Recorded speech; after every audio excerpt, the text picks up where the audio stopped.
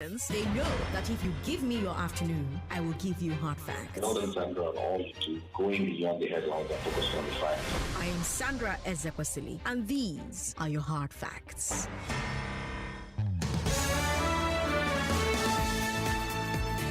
Hello, Lagos. Good afternoon.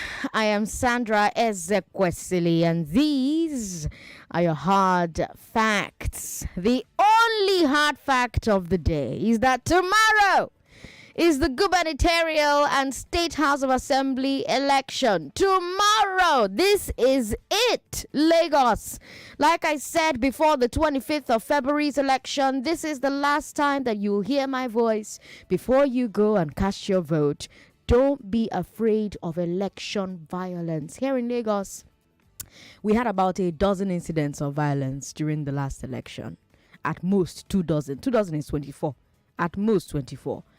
But we have thousands of polling units. Lagos has over 13,000. So the odds are thugs will not show up at your polling unit. Most of you can testify that there were no thugs at your unit. Nobody came and did violence at your unit on the 25th of February. So, Edjo, come out again tomorrow. And for those of you who had violence at your unit, please don't let it discourage you this time.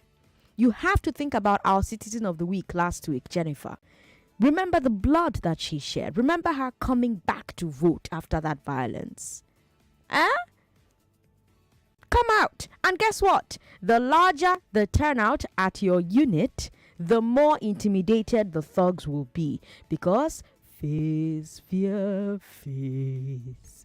Face, fear, face. For here. You know what I mean? Thugs, they fear face. And the larger the crowd, the more afraid they are. Bad guys, they fear crowd. So come out in your numbers and vote. Vote for whoever you want. Like I've said before, all of you in a unit work together, even if you're supporting different parties. At the end of the day, we want a Nigeria that works. We want a society that works. We want a society where we can all have different opinions, different values, different ideologies. However, we have one single value that unites us. And that single value is we can come out on election day, do it peacefully, go home, and make sure our votes count. You support party A, I will support party B, she will support party D, he will support party Z. All of us can come out and vote the way it happens in other countries. They don't have two heads now. Abi? Do they have two heads in the countries where they come and vote and no shelle, no shaking, no lele? Do they have two heads? Maybe they don't have. So why are we making our own seem like it's this really difficult thing that we cannot get right? I beg you. I beg you. Just put your party affiliation aside tomorrow. Put your party affiliation aside. Support each other to vote safely. And prepare yourself to overcome whatever may go wrong. So INEC staff may not show up on time. No lily. Make sure you charge your phone this night. Come with power bank. Come with food so you can stay for long. We know Kuku get work what they do tomorrow. Tomorrow, no movement. The entire work we're doing is voting work. Abi, you can even make friends where you're going to vote. You can meet your husband there. You can meet your wife there. You can meet your sugar daddy or sugar mommy. So just carry food. Come, sit down there. Arrange chair, arrange canopy, do like VGC people, grill meat and chop meat as you're waiting to vote. INEC say they want to come late, now then Sabi will go wait for them. If they could come late, I've shared numbers on my Twitter. If you go to my Twitter right now, you see numbers of some of the electoral officers you can call if you find the one for your polling unit, for your polling area there. You can call them, or you can call us on air. We'll find the number for you. We'll call them for you. Say, why are you wasting our people's time? Go so that voting can start. And then you also now know that INEC can come and say, network is this one, network is. Make sure you carry your MiFi and go. carry ink and go, so that those officials that come and say, oh, our ink are finished, carry ink and go, no problem. Carry your own pen and go. You understand? Carry everything that INEC staff will come and say, we don't really, just carry it. Just think about all the things that they can say they don't have, and make sure you have it available, so they will not have excuse. See, we're good citizens. We're lawful citizens, you know, and we think ahead. We are innovative. We're forward thinking. So we do our best to ensure that we provide an enabling environment for you to do your work. I mean, not be so. So whatever they need for their work, provide it for them. You understand? Then let them do their work. If they say no network, you on my file. Let them use it and upload the result. If they say, oh, we cannot upload, say no problem. Upload it offline. You understand? Send offline option. But you also have to insist before voting starts that the INEC official confirms that code that they are saying we don't have code. Me, I think it's nonsense, sha. But if they say we don't have code, make sure they have the code before you start voting. You understand what I'm saying? Both for the Guba and the assembly. All right then. And tomorrow, let's have a great time. Tomorrow, I go vote. I will go there. I will press my hand, pew, like this. Vote down. When I finish voting, I will stay there until it's time for me to come and do my show by 3 p.m. Yes, tomorrow I'll be on air at 3 p.m. as well, to talk about how the Guba elections are going all over the country. And 1 million Lagosians who cannot be wrong will be listening today and tomorrow as well. Thank you for tuning in. Thank you for listening. I've got a great show for you today, starting with the Big 2 election edition. Today we'll talk about the Oro Festival. Then let's talk about criticism of MC Oluomo's pre-election warning to some Lagosians. Before the news at 4, Ideas with Ayobe will be live on air. After the news at 4, we're going to continue with the Big 2 until 5 o'clock. Yes, we're not going to do our Hard Facts Awards today because almost serious things they ground we guys talk about. You understand? So we'll talk about those things until 5. Then at 5 o'clock, let's talk about what senators, reps members, and assembly members do on ayes and nays. After that, Music and Moments with Ifeanyi and Sam and Dexter will take the air. Expect news, business, and sports at the top of the hour every hour. But let's get started with today's Big 3 Global Edition. Lagos, I'm Sandra Ezekwesili, and these are your hard facts. Big 3 Global Edition on Hard Facts. Will the government investigate MC Oluomo for allegedly threatening Lagosian voters? How should traditional rulers, government and INEC handle the Oro Festival controversy? Those are your Big 2 election edition, Lagos. Let's talk. Every Friday at 3, we usually let Nigeria rest a little, just small, and instead we look at the biggest international stories of the week. However, our own election is the biggest story in our universe. So let's go there. Joining me, as usual, on the Big 3 Global is Chief Andy Oboforibo. Chief Andy, good to have you on the show. Welcome. Thank you, Sandra. Great to be here. Great to have you. Lagos, of course, you can join the conversation. 0700-993-993-993. Musiliu Adesonya, a.k.a. MC Oluomo, has told some Lagosians to sit down at home if they're not voting for his party. That's our first story. Chief, who is MC Oluomo talking to? And what's your take on his words? Well, I think it's clear that MC Oluomo was referring to Igbo Lagosians. I mean, he said it there, and he was using Igbo names in his comments, and he was saying, vote the way I am telling you to vote, or don't come out to vote, right? And I think at the end of the day, once somebody tells you don't vote, they are telling you not to exercise your fundamental right as a Nigerian. So, and that must be taken as a threat, because when somebody tells you don't vote, they're saying don't vote or else. They're saying vote the way I'm telling you to vote, or don't vote or else. And once you hear that, that's a threat to the civil rights of a Nigerian. And at that point, we have to say, look, can somebody be able to say this in public and not get a call from the police? Okay. Before the elections, INEC wanted to contract his parks and garages committee for logistics.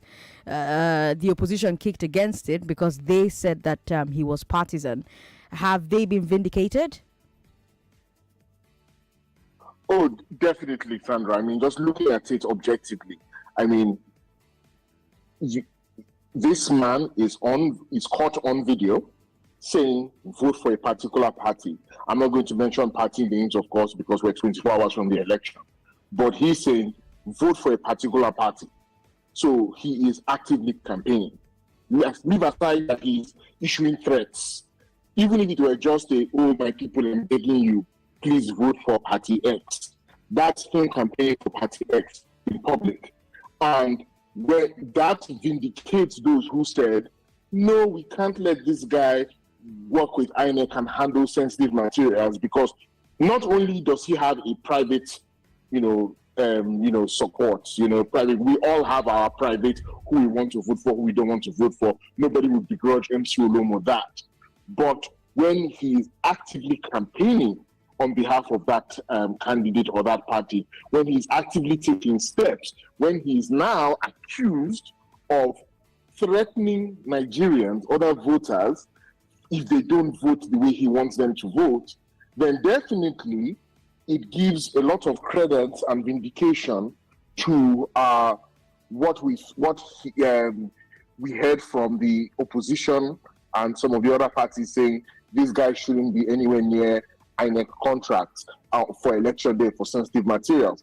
And again, it's to your first question, it's really like astounding for me that so many hours after that, we've not heard a direct condemnation of what that man said by the authorities, be it the police, be it the state government, be it even the federal government, if you want to say so.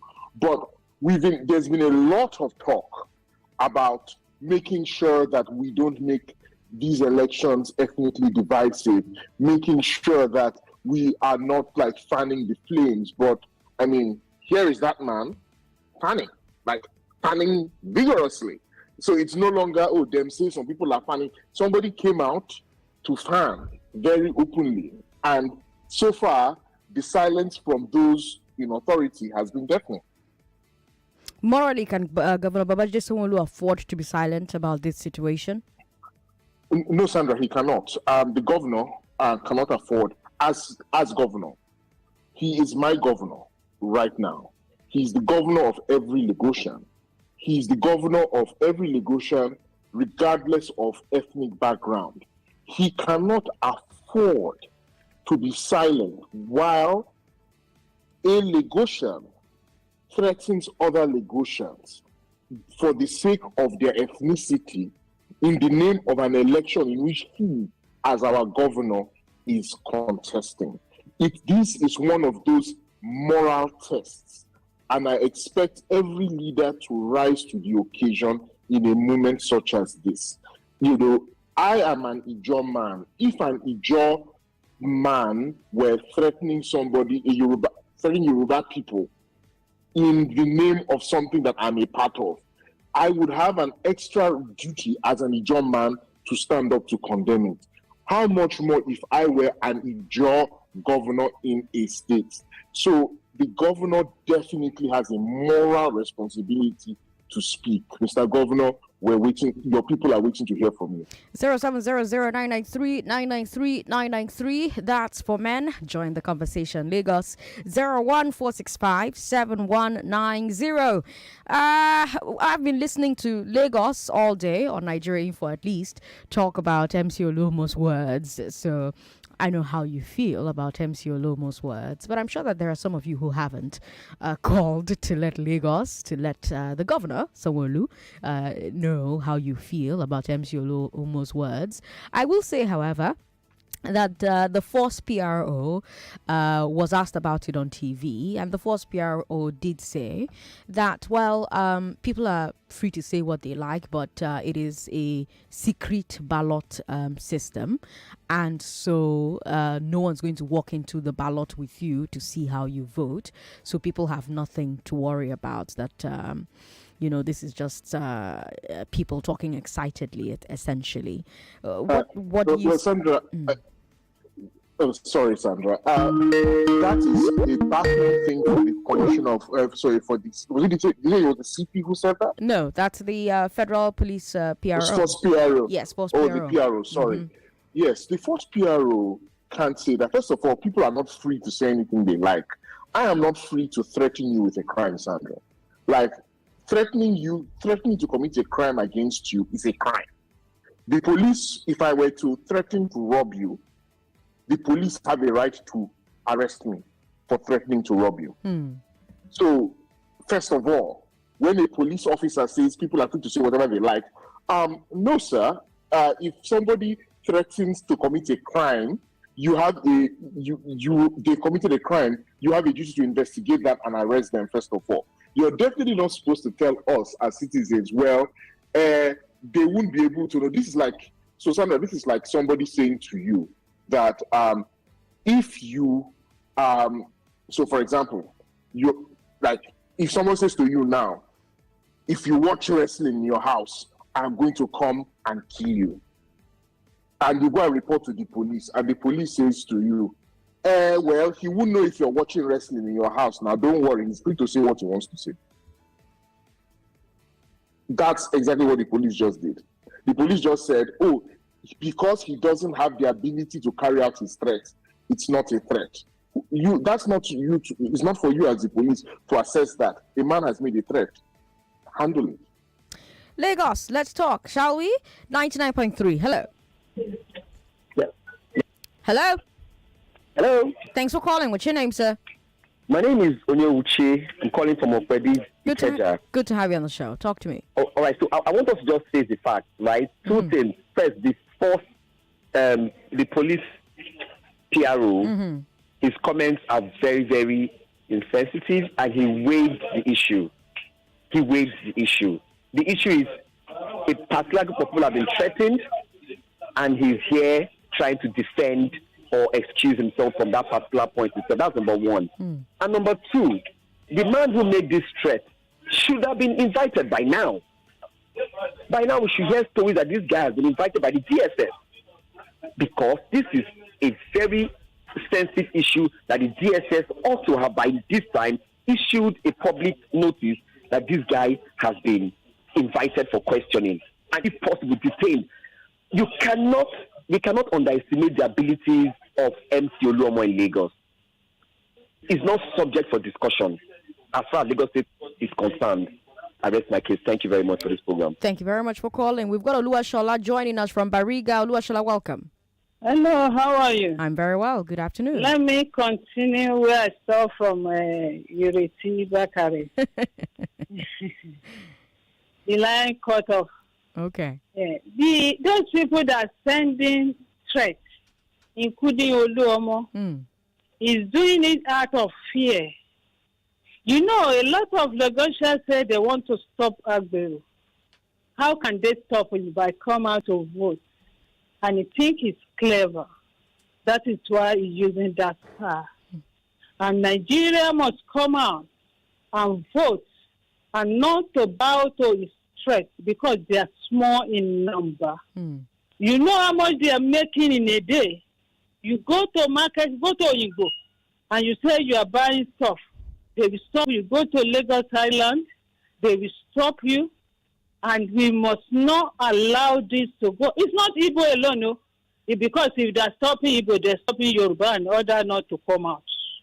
And if there is violence, they too are not going to gain because they will cancel the election. We don't want that to happen. The one day we have, we must make use of it and not to allow them to bow. You know, this Oro we are talking, they are sending message that they want to do it all over the Lagos because they think they are getting ground. Nobody cautioned them. Nobody stopped them. I watched the PRO this morning on television. He said if there is a violence, they should call them. They will brainstorm the place. Are they going to stay there? You remember, last time the police, they are not working. But people come out and protect themselves. You remember 1 million boys? Nigeria stopped them. We can stop them. Thank you. Oluwashola, thank you very much for calling. I should mention that we got a press statement from Gbenga Motoshaw, the Commissioner for Information and Strategy, with Governor Sanwo-Olu assuring Lagosians of peaceful elections. He said that there's no need for fear. He said that following the announcement from some traditional rulers about the Oro Festival, and the government says we want all residents, to be rest assured that their security, the security of their property, is being thought about by the state government. They are also saying, as a state government, while we understand that there's freedom of religion, traditional institutions that are holding these customary rights should not infringe on the fundamental rights of citizens who are not of their faith, especially during these elections. And so the press statement goes on to read, quote, residents are advised to go about their civic duties as the state government has called on all security personnel to guarantee the peace and safety of lives and property before, during, and after elections. Anybody planning to foment trouble will have the law to contend with. Our state is peaceful and it will remain so. Gbenga Motoshaw, the Commissioner for Information and Strategy, on that statement. Hearing that, are you a bit more reassured? Tell me about it when we come back from this break. You're listening to Hard Facts on 99.3 Nigeria Info. There's only one story on my mind today. I'm sure it's the same story on your mind as well. The governorship elections tomorrow. We'll keep talking about it after this break. Whether na cash or transfer, money na money. Once the other person don't call, money na money. If cash not there to transfer, use ATM, USSD, POS, QR code. If you use Naira, money na money. Case closed. Whether you dey by yourself, money na money. Once the other person don't collect, transaction complete. Case closed. As Central Bank of Nigeria don't announce change of currency, make we no panic. Whether you want pay or you collect money, different options will grant. In case cash no day available, you fit use mobile app, internet banking, ATM, POS, USSD, QR code, Naira, and others then take do your transaction. And if you no get bank account, visit your bank, make them open them for you. Make you no panic. Last, all of us go day alright. This message now from Bankers Committee. Who is the greatest I beg to differ debater? We've had 4 tournaments and crowned 4 champions. My name is Samita Kaushik. My name is Ruth Okorocha. My name is Dawadi Esa. My name is Phoebe Achibdu. We've had 4 runners-up who gave them a run for the 1 million naira. My name is Nadi Emanuela Amarachi. I'm Deborah Pamzad. My name is Hamid Olarojan. My name is Stephanie Amek. We've had other great debaters who wowed Lagos. My name is Obuna Uchaguzi. I'm Adadbo Ramadan Alai. I am Musa Nicola. My name is Olai Tolwala Chef. So to crown the best of the best, I believe the group of them should be group A. You think so? Yeah, the group A. and answer all your who would beat who questions, Nah, this group A. People there, they're already on the hot seat. we're bringing them all back. One winner, 2 million naira. It's the I Beg to Differ Tournament of Champions. From Monday, March 20th to Monday, April 24th, the 12 best secondary school debaters from all 4 editions will battle for all the bragging rights. Airing weekdays at 4, join me, Sandra Ezekwesili, your moderator on 99.3 Nigeria Info FM, and later on Wazobia Max TV. This tournament is brought to you by Paystack, supported by Wazobia Max TV, RLG Communications, and obiwizi.com. For sponsorship opportunities, send an email to ibegtodiffer@nigeriainfo.fm. the Center for Journalism, Innovation and Development, and the Electoral College Nigeria for the March 11th State House of Assembly and gubernatorial election in their efforts to improve citizen participation in our democracy, would like to introduce you to its Situation Room. You can post result sheets from your polling unit with name of your polling unit to this number 09077007057. That is 09077007057. Or go to www.electionwatchng.com. That is www.electionwatchng.com. Let's make sure whatever happens, Lagos wins. The biggest and most consistent comedy show in Africa is here again. Come witness the electrifying creativity from the legends in the game. It's AY Live Legendary Edition on Easter Sunday, April 9th, featuring Alibaba, Gandoki, Igodai, Gordons, Funny Bone, Akboro, Acapella, Testoka, Real Worry Pekin, Arinzi Baba, Ajebo, Mr. Paul, Ogwefi, hosted by the most followed comedian in Africa, AY. Musical performances by legendary and rave-making Nigerian musical artists at home and abroad. AY Live will be a town hall of 3 different generations of comedic experience. Echo Convention Center, Victoria Island, Lagos. The show starts 7 p.m. Tickets regular 6,000 naira, VIP 30,000 naira, Go Table 2.5 million naira, Premium Table 5 million naira. Ticket outlets: all Ebano supermarkets, Film House Cinemas, all Tasty Fried Chicken outlets. Call 0704-921-5448. Powered by Coleman Wires, Revolution Plus Properties, New Age. Packaged by Lanre Mako Events. Media partners, Cool Wazobia Info. This is what goodness tastes like. Golden caramel, creamy buttermint, and rich coffee. There's a Cadbury candy for every moment. Introducing Cadbury Caramel Candy, Cadbury Coffee, and your favorite Cadbury Buttermint candies. Now there's lots more to share and enjoy. Oh yeah, there's a Cadbury candy for every moment. Group A of the I Beg to Differ Tournament of Champions has 3 ambitious debaters gunning for glory. Deborah Pamzat went from playoffs to runner-up in March 2022 in upset after upset. But this time, Lagos knows never to underestimate her. Chiagozie Isidore Omona Ugu won the first ever I Beg to Differ match, beating future champion Ruth Okorocha. But he lost in the quarterfinals of that same tournament to finalist Emanuela Nadi. And now he's in a group with the girl who beat Emanuela, Tamvita Kaushik. The first ever champion is the group's top seed. Will she retain her undefeated streak? Find out this March at the I Beg to Differ Tournament of Champions on 99.3 Nigeria Info FM and Wazobia Max TV. 99.3 Nigeria Info. Your number 1 station for talk. Let's talk. I'm Sandra Ezekwesili, Lagos. You're listening to Hard Facts on 99.3 Nigeria Info. Lagosians are still having mixed reactions to the Oro Festival. That's our second story. I've got on the show with me our usual Big 3 global guests, Chief Andy Oboforibo. Chief, Oba Legushi specifically has clarified that their own Oro Festival will only run between midnight and 5 a.m. on each day. But that's for Legushi. There are other kingdoms. You've got Ikorodu, you've got Ijesha.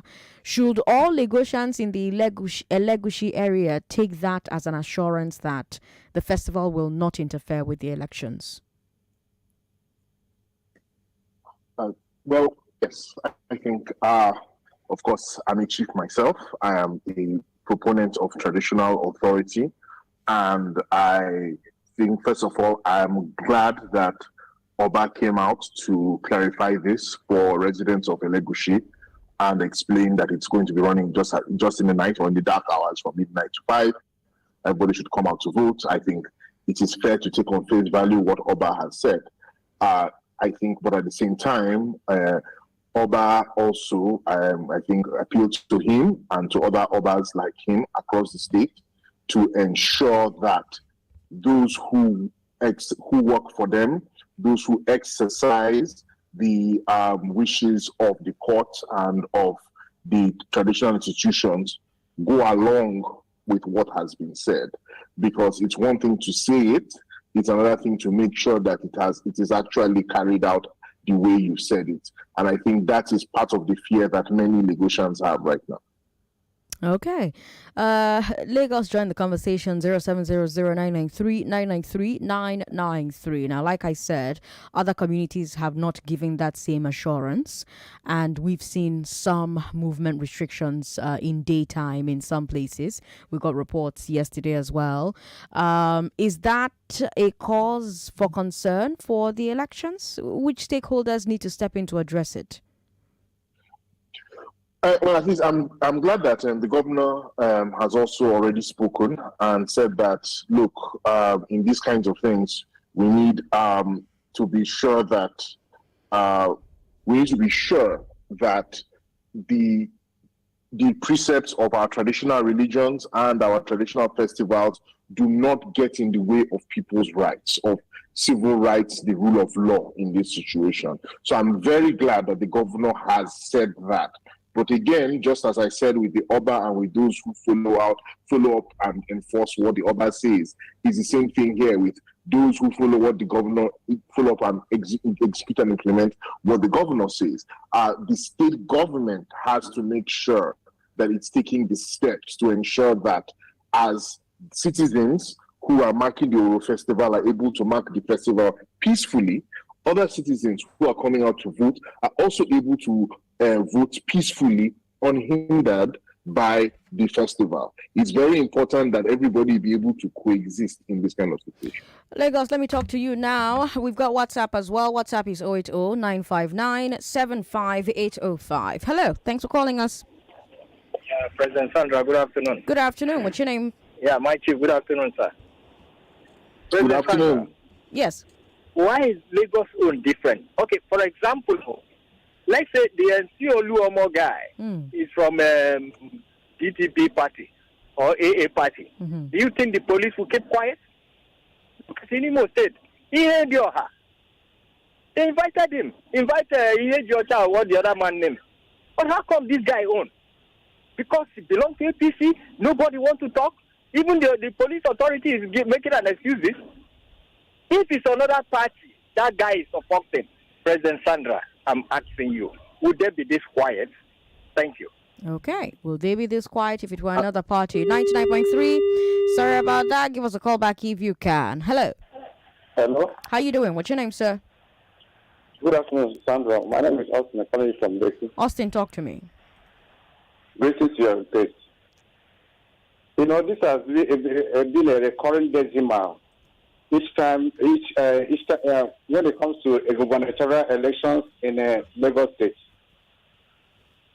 We could remember vividly that there was a time, during Ambode's time, the Oba of Lagos said, if he failed to vote for Ambode, the person will perish in Lagoon. And he got free with it. That was what gave this MC Oluomo the impetus to come out again and speak in this manner.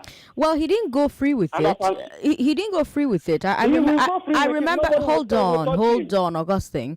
I remember that with the Oba of Lagos's comments at the time, people rightly condemned what he said, and he had to come back and apologize for those comments that he made. I quite remember that he apologized at the time because people condemned what he said, the same way people are condemning what MC Oluomo has said this time around as well.